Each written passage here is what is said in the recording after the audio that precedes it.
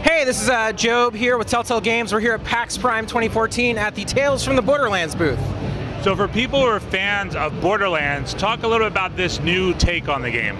So if you're a fan of Borderlands, you know that the universe is huge, and Gearbox has created this world that's just rich with lore and like different characters and lots of different places to explore and all these guns and weapons that come from all these places, and there's such a huge universe to explore. So after the events of Borderlands 2, you're going to be able to play Tales from the Borderlands, which is a Telltale Games series that is in canon with Borderlands, that's going to expand upon the universe and let you know what was going on after the fall of Handsome Jack.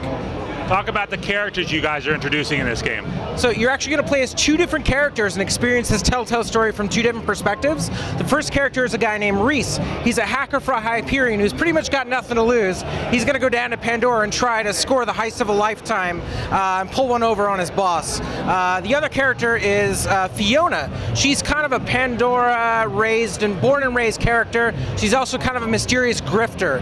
But the two of these characters kind of come to head, and they're both telling this story in retrospect, and it's up to you to kind of play as both and kind of decide who's telling the truth. How are you guys working with Gearbox on this game? Hand in hand. This is just as much a Telltale production as it is a Gearbox production. Working with those guys, we get to go out to Texas, visit the Gearbox studio. Those guys get to come out. Guys like Matt Armstrong, who's in charge of the franchise, one of the creators of Borderlands, gets to come out to Telltale along with Anthony Birch. And we get to really talk about Borderlands, talk about the universe, and talk about this story that we're going to tell that's going to play out over an entire Telltale season. What have you guys learned over the years working on games like The Walking Dead from an episodic nature that you're applying to Tales from the Borderlands? I think the thing that we've learned the most is that it's true. When you play a Telltale series at premiere, you're playing it as we're making it live. So when you play that season premiere and you're on the forums, you're on Twitter, you're giving us feedback about what you like about certain characters, what you don't like, things you like doing, things you want to see more of, all of that feedback can help us kind of tweak and kind of tailor the story as the episodes go along. So maybe by the third episode, all that feedback could totally come back around and we could see more of certain characters based on the decisions you're making and the feedback you're giving to Telltale. I think you'll see that here in Tales from the Borderlands.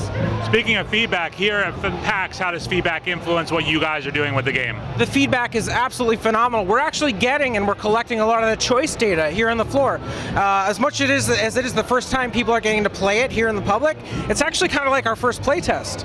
So as people are playing here in this booth, we're collecting that data. We're seeing how people are behaving, how they're role-playing, how they're playing their Reese. And taking that data into consideration, we actually might even be changing little parts of the story before it premieres later this year.